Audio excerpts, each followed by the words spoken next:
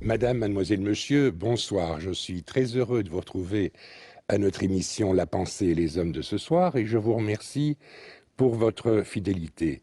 Je dirais à ceux qui intéressent les questions relatives à la laïcité de prendre leur agenda et de noter la date du samedi 22 septembre. Le samedi 22 septembre aura lieu une réunion, une sorte de convention sur le thème laïcité critique. Voici un petit reportage pour vous présenter les questions qui seront évoquées à cette journée.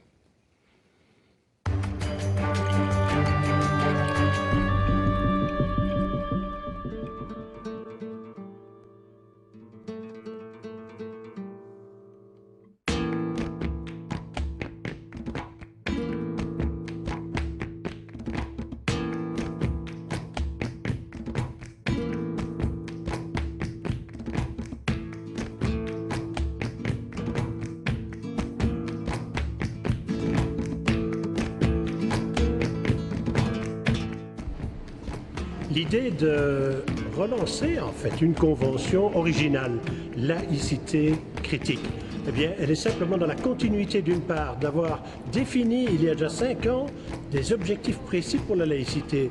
Quelles étaient les stratégies que nous voulions développer ensemble par rapport à l'égalité homme-femme, par rapport à la démocratie, par rapport à une série de sujets comme l'éducation et le fait que les citoyens, c'est d'abord la laïcité. Les citoyens vivent dans la cité et la cité a besoin d'un remue-ménage d'idées pour essayer de voir comment on relève les grands défis d'une société pour demain.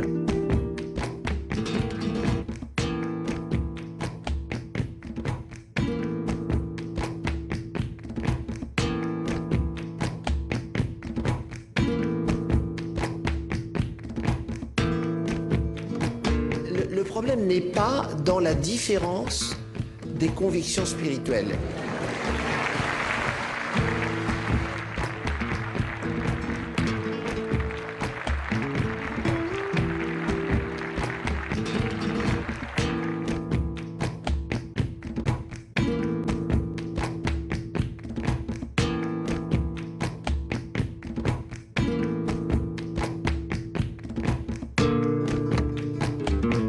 Laïcité critique, c'est pas difficile.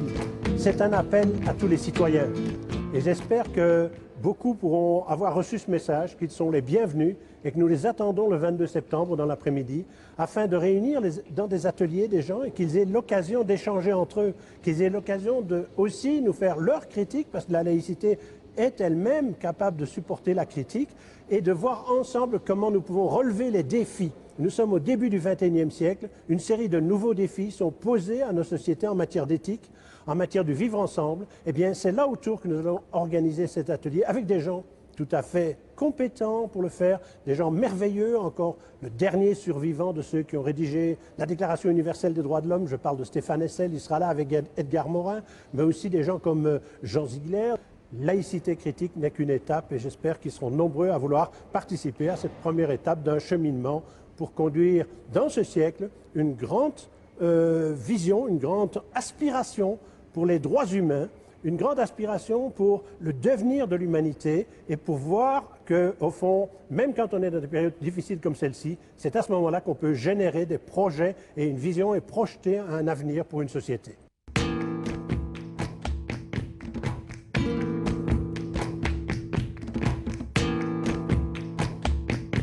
Le problème n'est pas dans la différence des convictions spirituelles. Il est dans le fait qu'une conviction spirituelle prétende dicter la loi commune à tous. C'est ça le problème. Et c'est ça que la laïcité combat, qu'elle ne veut pas. La laïcité n'a pas à dire, si vous voulez, que telle vision du monde est mauvaise ou bonne. Je veux dire que, aux croyants, la liberté de penser que le sens est dans l'au-delà, aux humanistes athées, la liberté de penser que le sens est ici-bas. C'est pas ça le problème. Le problème, c'est quand, par exemple, en Pologne catholique, on interdit l'interruption volontaire de grossesse, ou que, effectivement, les femmes jouissent de moins de droits que les hommes, par exemple, dans les pays qui sont sous la tutelle de l'islamisme politique.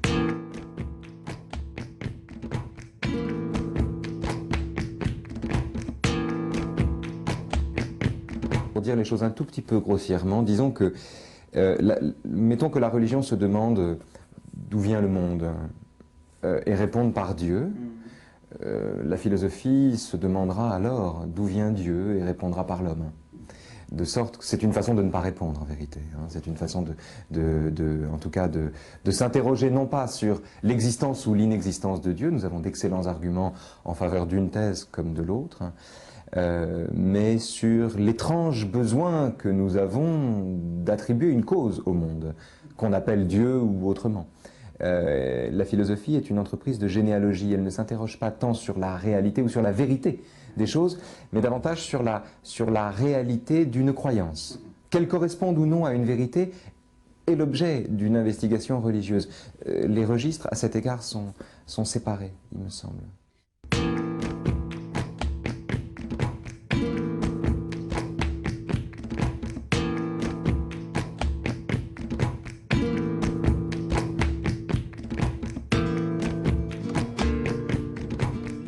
J'ai constaté que cette notion en Belgique comporte une volonté d'humanisme particulièrement importante, une volonté de ne rien sacrifier à la suprématie de telle ou telle religion et de donner à l'homme qui est le laïus, le peuple, c'est de là que vient le mot laïcité, donner au peuple toute sa capacité à s'engager dans la vie civile et aussi dans la vie politique.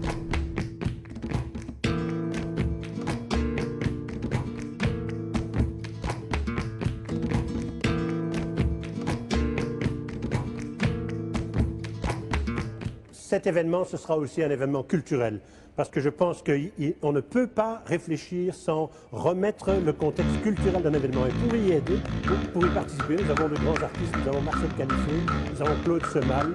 Il y a longtemps quand j'étais beau, chantais mon plat pays petit. Mais plus je regarde l'atomium, et plus il me coupe l'appétit.